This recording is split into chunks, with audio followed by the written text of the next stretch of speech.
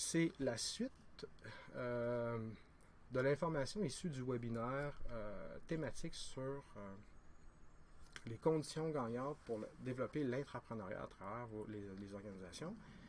Et nous, on est souvent intervenants ou des coachs ou facilitateurs dans des contextes où les gens essaient de mettre en place un cadre de travail qu'on va dire agile. Des fois, nous, on appelle ça des cadres de travail hybrides. Donc, pour dire où est-ce qu'on peut être agile, où est-ce qu'on doit être agile, on va maximiser. Où est-ce que c'est un peu plus rigide, c'est tout à fait normal des fois, on va essayer de s'adapter. Et rapidement, les gens, on commence à parler de cadre. Même si la philosophie agile dit les interactions entre les gens plus que les outils, les processus, etc. Là.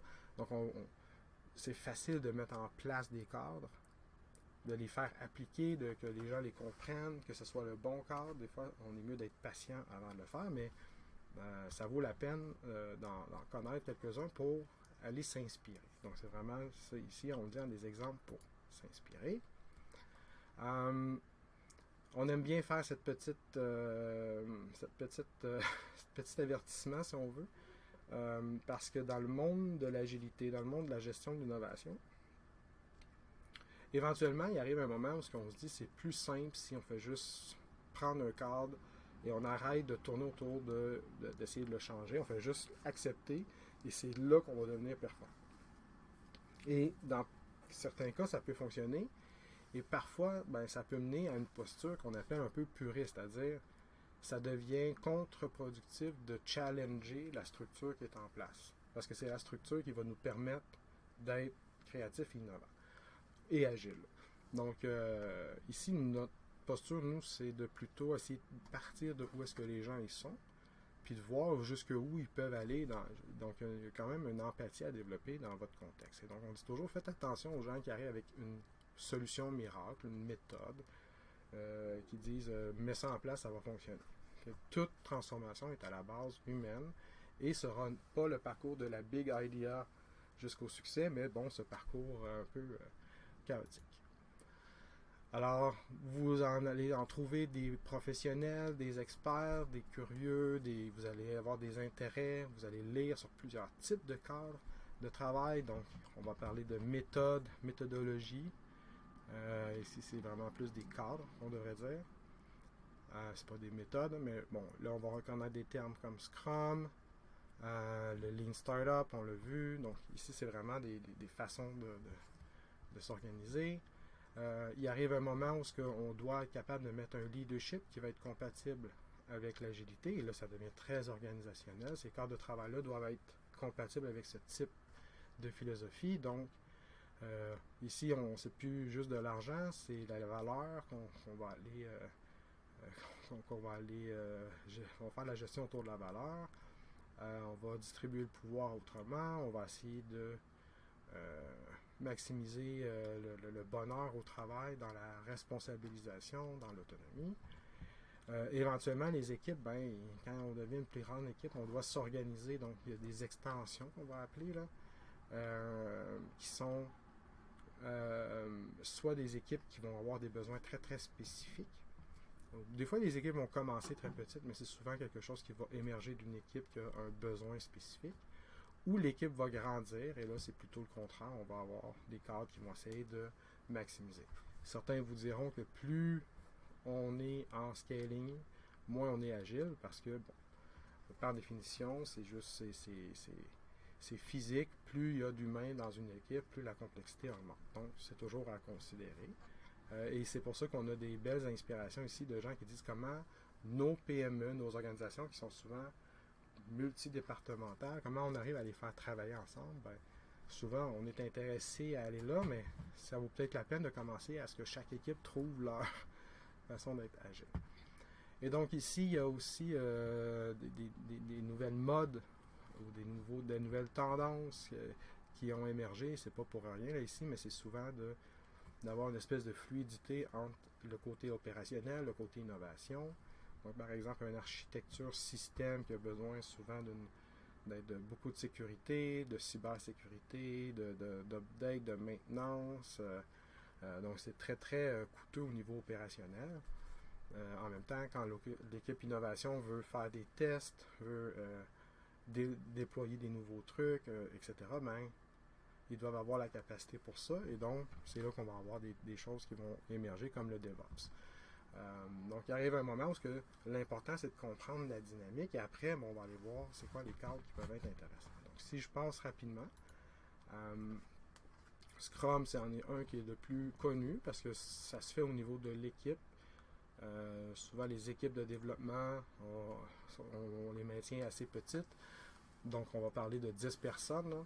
Donc, c'est souvent, ici, on va parler d'équipes qui sont autogérées. Donc, on leur donne un objectif, puis on leur dit, ben voilà ce que tu as à faire. On leur donne pas un carnet de produits déjà rempli. On leur dit pas, c'est pas une liste d'épicerie. On dit pas, ta job, c'est d'aller faire l'épicerie et de ramener telle chose dans ton panier. On dit plutôt, ta job, c'est de nourrir la famille. Voici l'épicerie, vas-y. Et donc, on va les laisser travailler ensemble.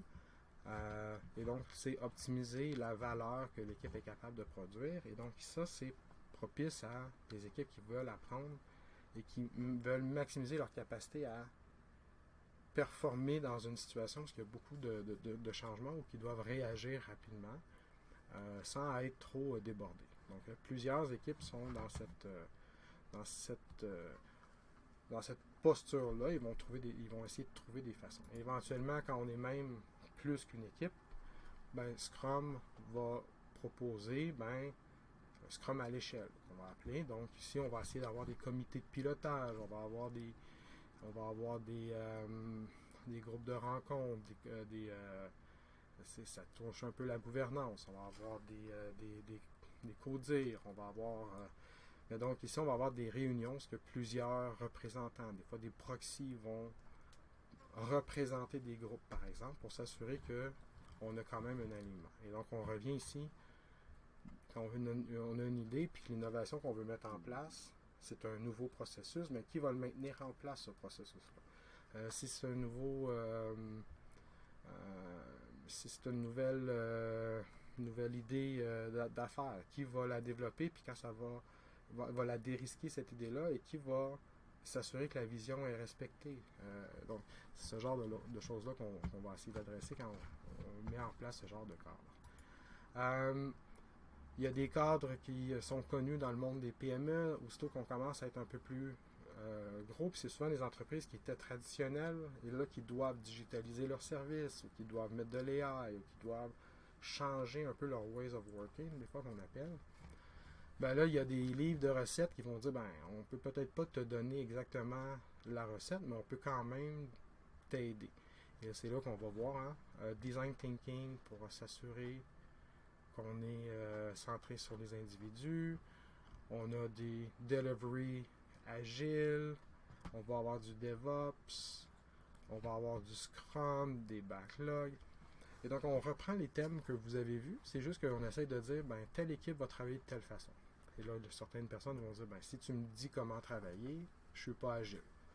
D'autres vont dire, c'est normal que plus tu es près du client, que tu utilises le design thinking.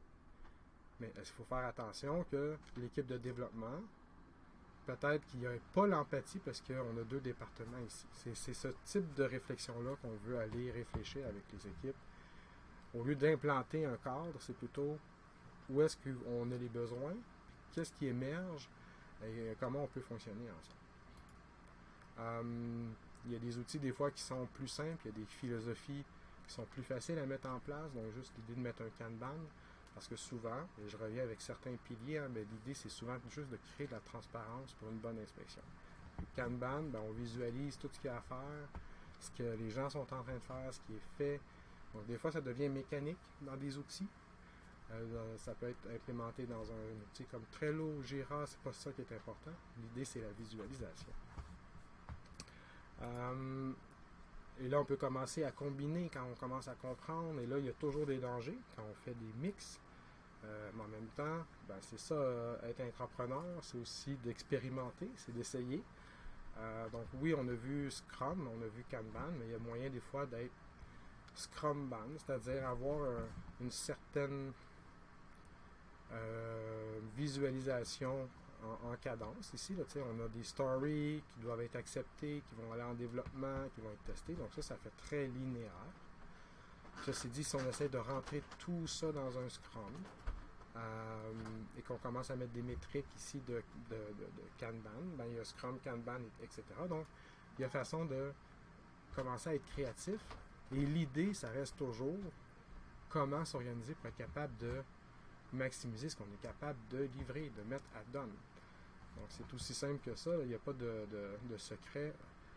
Donc, il faut être capable de savoir qu'est-ce qui livre de la valeur pour être capable de dire que c'est done. Parce que si on fait juste mettre des tâches ici sans se poser à de la valeur, ben, on peut avoir l'impression d'être très productif, mais en réalité de mal dépenser l'énergie, la capacité de l'équipe.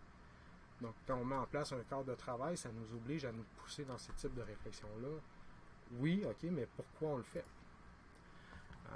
Donc là, si on ramène sur l'élément de la valeur, c'est là que des fois, il faut aller dans des coffres à outils du monde entrepreneurial ici. Et là, c'est là que vous allez entendre parler de MVP.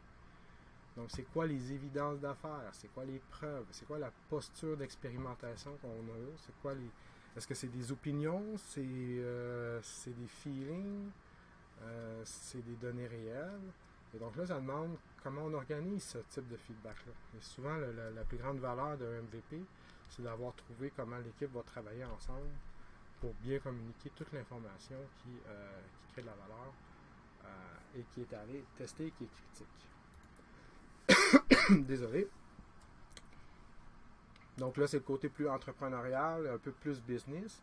Et je le ramène tout de suite dans des cadres un peu plus des extensions qu'on va appeler, ou le extreme programming, où est-ce que là, ben, des fois les développeurs, ben, ils doivent travailler ensemble, puis ils doivent aller tester différentes technologies. Ben, il y a un vocabulaire qui va leur être propre à eux. Puis c'est tout à fait correct que c'est pas toutes les équipes qui parlent le même vocabulaire. Ça ne veut pas dire que pour être agile, il faut parler le même vocabulaire. Mais il faut que le vocabulaire soit compatible ensemble.